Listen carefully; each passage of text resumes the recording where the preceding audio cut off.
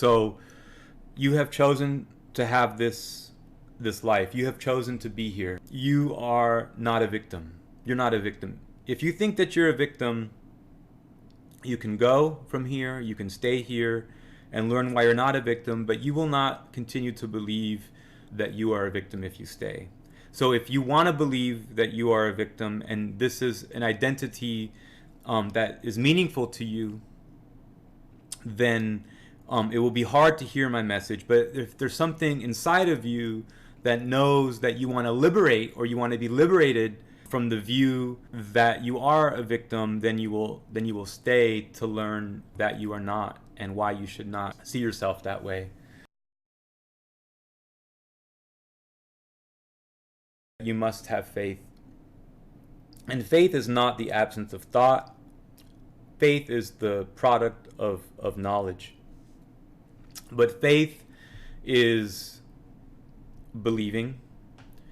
But it's not blind belief. And faith is something that you must learn to practice. You must learn to practice faith, and you have to know where it comes from. And faith, knowing where faith comes from, is going to help you tremendously in all of this. Some people mean like you have to have faith in that phrase. Other people talk about faith as in religion. And what we mean by these things is all of them and none of the above at the same time. I don't want to be cryptic with that or too elusive, but let's just say that you have to have faith, but that faith is the product of knowledge and knowing.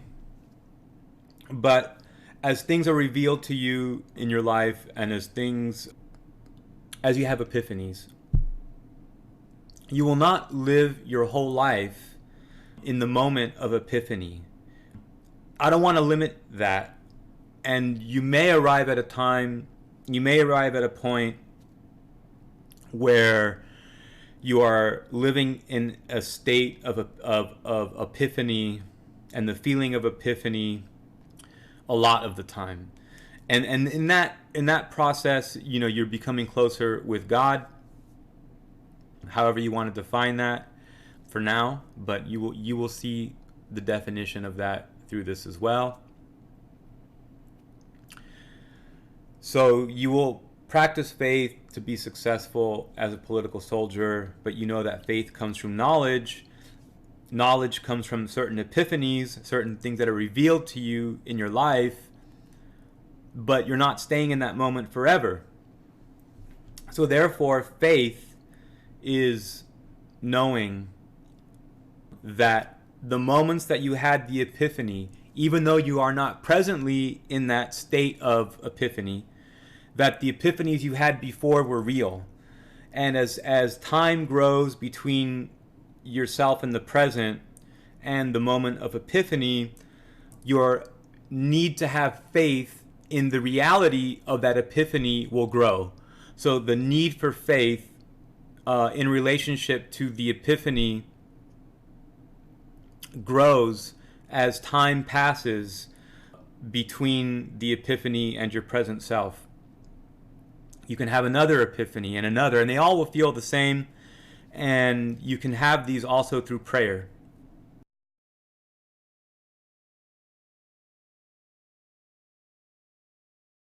The next one is obedience and discipline. This is so liberating, and the essence of freedom comes from the practice of obedience and discipline. So you must believe, that is faith. You are not a victim. You are a person who does things in the world, not a person who things happen to. You've seen others go about different paths, and you've seen what is missing from those paths. You've seen the strictly socioeconomic path fail. You've seen the strictly spiritual path. It's so disconnected from what people are going through, isn't it? It doesn't explain. It's such a luxury to simply say that the problems are spiritual or transcendental, because it's like, if there's not food in your mouth, then all of your thoughts and energies are like on that empty stomach, right? But I think through this we'll understand the difference between wants and needs, and we'll see that our needs are so very minimal in terms of material, in terms of the physical things that this realm, this plane of existence has to offer. Your material needs are really, really minimal, but there's a lot of people and who are not, who for even those minimal needs are not met, and but a lot of that is one's mind being polluted with a lot of things that it shouldn't be polluted with, and so of course then we're back to the spiritual. So this is like transcending or moving forward from, and taking some of the things that work from that, but also negating both of those categories at the same time, because they're both erroneous paths, and we've already seen it. We're not going to name ideologies, we're not going to name thinkers, we're not going to name movements. We know what we're talking about when we talk about these things.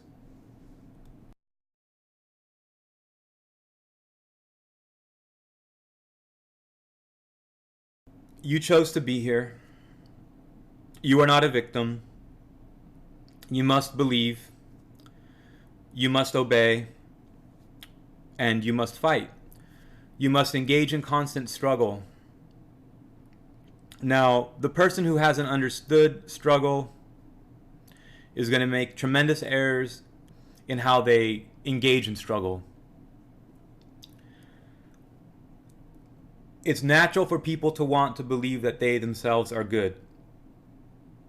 But understanding that we are not perfect is the essence of the struggle, because then you understand that you're actually having an inner conflict, chiefly, first and foremost, between your higher self and your lower self.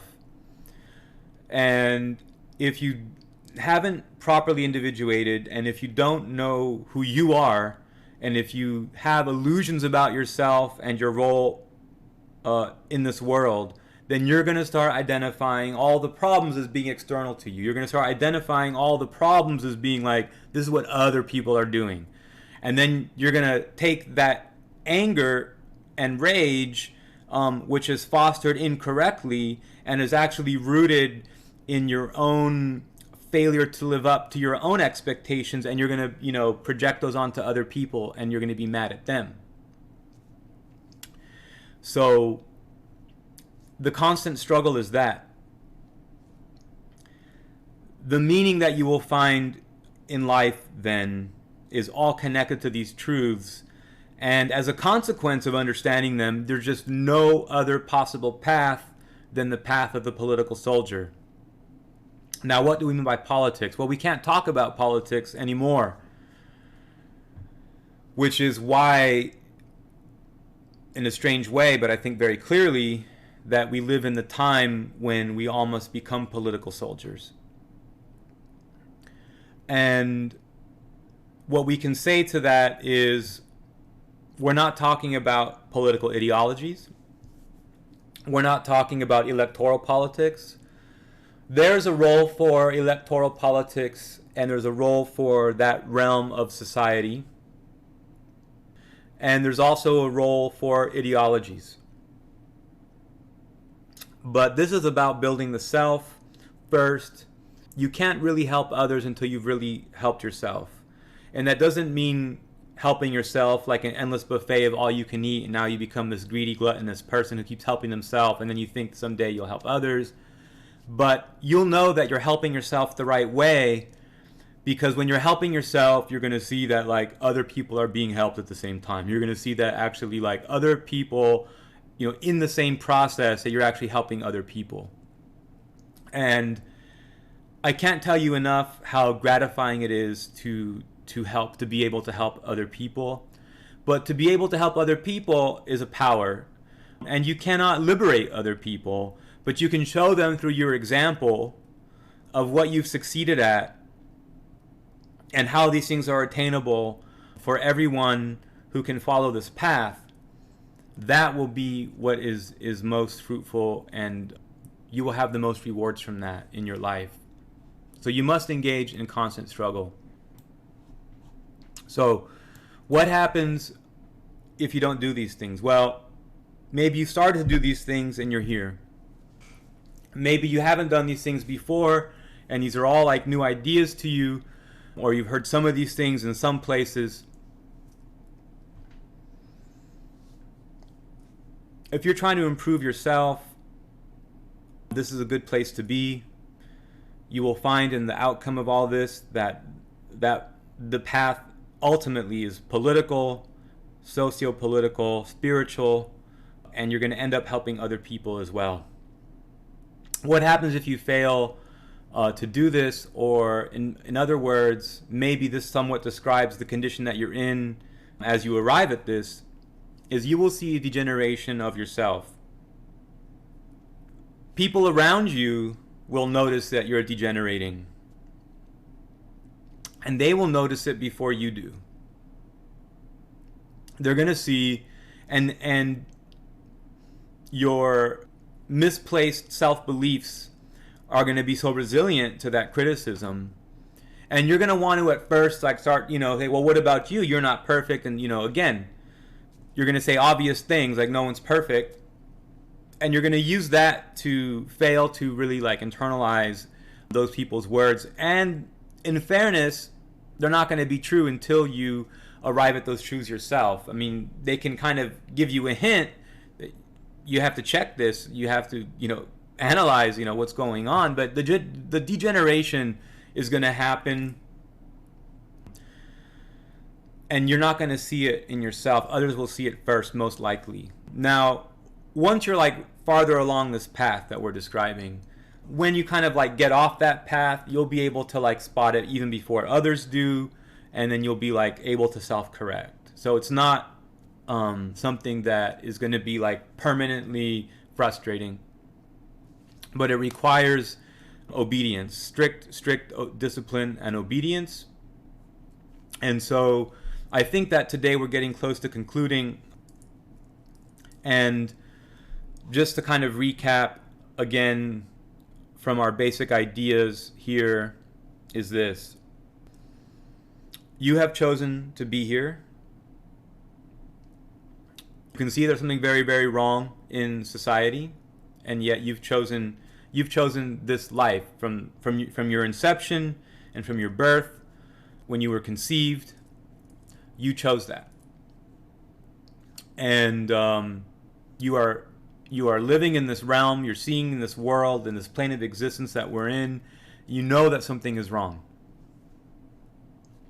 You've seen others go about different paths, and you can see that there's definitely something wrong with these methods and those paths. Even if people on those paths seem to be pointing to other paths that work, maybe in like other parts of the world, understand that they are not in those parts of the world, they are not from those parts of the world or from those times in history, and therefore your solutions and your answers are going to come from being grounded in your reality. And other solutions are also misunderstood. So you can't time travel solutions really so much, because the present situation is in many ways unique, let's say for now. And also how we understand solutions from the past is like really, really flawed. So you chose to have this life. You've seen other people understand as well as you have that there is something wrong, but you can see the path that they are taking, it doesn't work. You are not a victim. There are situations where you might have been a victim, but you are not permanently a victim. You are not a victim in the general atemporal sense of the word. You are not existentially a victim. You must have faith. You must believe. You must practice obedience and discipline. You must obey. And you must engage in constant struggle. You must fight these things. And that begins with fighting yourself. You have to fight yourself all the time. And it will feel really, really good. All of the things that may give you like an endorphin rush or like a serotonin dopamine boost, all the different methods that we do that kind of cheat ourselves into that. I'm not saying that it's wrong to cheat at times. Sometimes you have to sneak peek at success in order to know how to shape in order to have control over your own cognitive behavior. It often is good to have a taste of what that is like. I mean, if you've really just been very depressed and defeated for a long time, it's not wrong to try something experimentally that gives you a cheat to that dopamine, serotonin, euphoria. But practicing obedience and discipline, then placing yourself in constant struggle in those victories, and when you accomplish those things, like it is a feeling like nothing else. So you will like actually form an addiction to self-improvement, constantly defeating your lower self through constant struggle and victory. And failure to do these things, you will degenerate. If you haven't done these things yet, that means that you've come to this actually in a degenerated condition somewhat, but you're seeing at least that there's a way forward and that it can be done.